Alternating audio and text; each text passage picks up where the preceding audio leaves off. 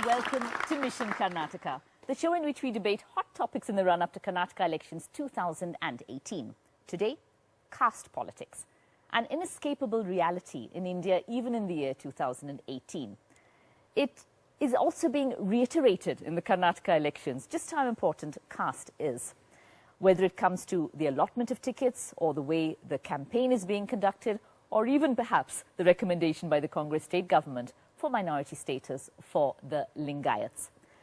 When we go to cast our votes, do many of us actually vote our castes? That's the question we're asking today, and joining us, we're very happy to have a member of Mr. Siddaramaia's cabinet here in Karnataka, Mr. M.B. Patil, Irrigation Minister. Thank you for being with us here today. And from the BJP, sitting MLA in Malleshwaram, Dr. Ashwath Narayan, and he's also been given his ticket, so he must be fairly relaxed about that. He'll be contesting this time round as well. Mr. Patil, I'll come to you first. Yeah, we talk about caste being such an important issue. Do you think it's more so in Karnataka, or do you think it's just a perception? Is caste so huge? It's nice to talk about development, vikas, progress, infrastructure, but is caste more dominant in Karnataka than elsewhere? Not only in Karnataka, this phenomenon is there everywhere. If you take Uttar Pradesh, you take Bihar, this caste politics is there everywhere in the country, as not only in Karnataka. So should we be working to remove that, or should we be doing as we are? Unfortunately, Maya, let me admit, I'll tell you, from 12th century to 21st century, I'm very honest, I'm not a hypocrite. The caste thing is growing up. It's becoming more and more. Subcastes, whether it's Lingayats or in Brahmins. The other day I was saying in my party, when it came to issue in the Brahmin, they have different sects in Brahmins. So it's there everywhere. It's and naturally, they feel as their right. If you take now the fisherman community, the Gangamatastha, we call the, here we call it, they say, okay, my community has to be represented there. Similarly, in Uttar Pradesh, you have Yadavs, you have Dalits. And Dalits also, we have the right, the left. Right and left in Karnataka. And in Karnataka, yes. we have Lambanis, the Bovis. So all India phenomenon. It's all India phenomenon, not only in Karnataka. Karnataka caste factors is definitely very relevant, because time and again, the governments have not overcome this caste factor. They were not able to connect strongly based on governance. They used to make use of the weakness in the society. They used to rely more on the caste factor instead of on the governance and the performance. They could have said, we have done like this, we have provided this kind of facility, this is the kind of governance where you are given, and we have made a difference. Somehow the governments, since the governments have failed, the caste system has grown from strength to strength. Recommendation for separate minority status for Lingayats. Mr. Patil, as a Lingayat, you were also in the forefront of making that demand, saying that it is something that they demand. But the question always, the timing of it before the elections, is it just to capture the Lingayat vote base, which has largely been seen as being pro-BJP? See, Basaveshwara formed this religion, coming out of the Shaivism over there. Yes. And he created a beautiful religion where everybody everyone is equal. On his own, like from the Kayaka, from the work what he does. The question again is, why the demand for a separate status now in the run-up to the I'll tell you, Maya, if you had asked me a question, I would have got you the document itself. From 12th century to 1871, Lingayat was a separate religion. This doesn't mean we being separate is that we are opposed to somebody. Okay. I'm Lingayat, I'm an independent. I'm an independent religion. That doesn't mean I'm against anybody else. Okay. Like Jains, like Sikhs, Buddhist, we are a separate religion. This is the true fact. This is my identity. Basavanna didn't wanted to have a separate religion. Basavanna had he was questioning some of the rituals and practice and belief. He was not, he didn't create a separate religion or anything like that. He was questioning, see, many sons have questioned many of them, they have got their own different understanding. Even many people, even Purandaradasa, he was against many of the ritual and practices. Even today, there are many sons and gurus, they have their own way of practice and beliefs.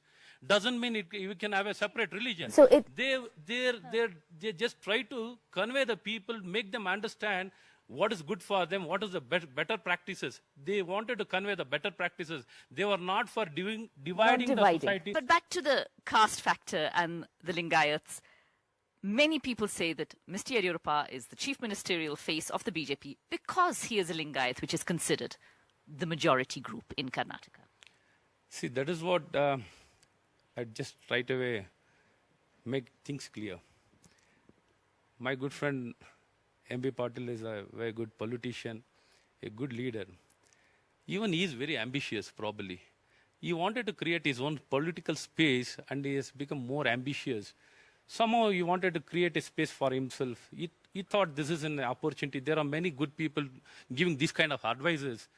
They wanted to somehow counter. One is creating space for himself. The other part was to somehow counter Yediyurappa. So bring division among Lingayats. That was the main strategy. Do you think the BJP is using this by selecting Mr. Yediyurappa? Your thoughts on Mr. Yediyurappa as their chief ministerial candidate, would that not appeal to Lingayats?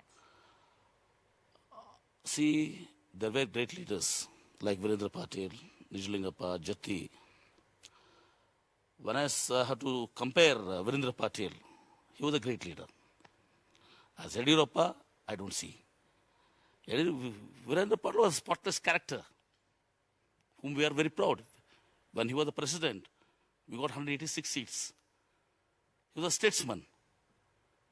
See, with Yediyurappa, I don't see so. The whole Lingayat issue is still obviously very, very touchy here in Karnataka. It is a recommendation which is with the centre. It's with the centre.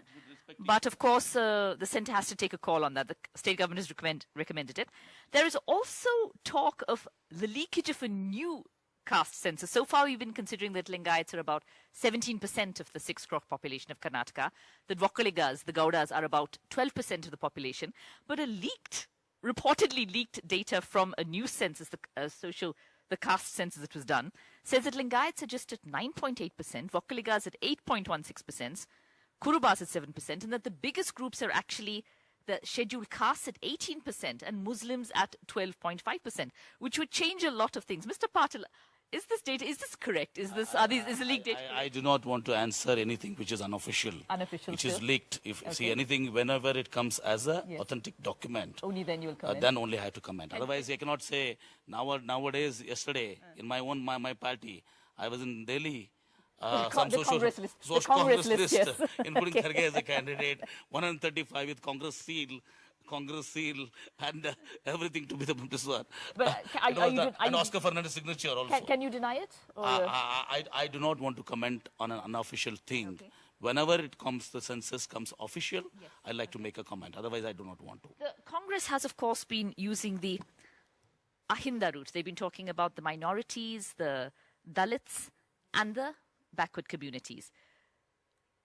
Do you feel that this is genuine, or do you feel this is also perhaps knowledge that the Dalit group, the scheduled caste, scheduled tribes are in fact a good proportion of the population? See, there's a good proportion of people belonging to OBC and scheduled caste and scheduled tribe. There's no doubt about it. The most important part is you should deal in entirety. See, have and have nots. The only thing is economically well-to-do. Economic criteria should be adapted, and reservation should be given to the people who has been denied of the basic opportunity. Equal opportunity should be provided. Equal opportunity and reservation has to be there. We don't question that. But as a society, even they've been climbing. Siddaramaiah ji has been climbing all the time. He's a Ahinda leader. Ahinda leader. Even in Ahinda, they've suppressed all the other communities. Only the East community they have trying to take the benefits. For me, Ahinda is Basveshwara. Basveshwara is the constitution of this country. Whatever Basveshwara has said, is been brought up by Ambedkar as a constitution. And my dear friend's colleague, one Mr. Central Minister, he said officially, I have a record also with me, it was also in social media, we are here to change the constitution. We believe Ambedkar's constitution is the greatest in the world. And he says, he's the central minister, Mr. Anant Kumar Hegde, he said, we are here to change the constitution. That one question he had about that even within the Ahinda group, the backward Dalits and minorities, that there is preference being given to some parts of that based on the powerful politics. What has happened, they have now come to understand their power. All this, what used to happen, including us, the Lingayats. I do belong to a major community. Okay, what we used to do is, when there were Dalits, when there were Muslims, when there were backward class, we used to rule. Now they realize their power. They realize, see, with our majority, our so much of numbers, Mr. Patil or Ashwath Narayan is ruling us. That awareness has been created. So why should we? And why should we? You you mentioned the Anant Kumar Hegde comment about changing the constitution. We've had Amit Shah, your party president, being greeted not very warmly by Dalits in Karnataka. What is the relationship of the BJP with the Dalits? See, basically, Anant Kumar, he has not said he will change the constitution. He has said it is only amendments to the constitution.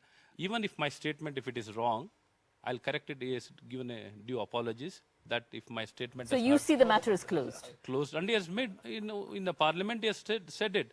But there was if my obviously statement anger. doesn't hurt your feelings, I withdraw the statement. There was and- anger expressed against Amit Shah as well. Definitely, since this kind of sweeping statement, certain section of society, they have not taken it in a right way. It was taken, they feel they've been hurt and they've been let down. So he has accepted the fact and he has given the apology. He's given the apologies. So I think the matter settles there. So is and it one more thing. It shows their mindset. So the BJP is certainly hoping that the matter of Anant Kumar Hegde's comments on changing the constitution has been closed and hoping that the issue with Dalits is sorted out for the BJP. Time to take a short break now on Mission Karnataka. We'll be back with questions now from our audience after a short break.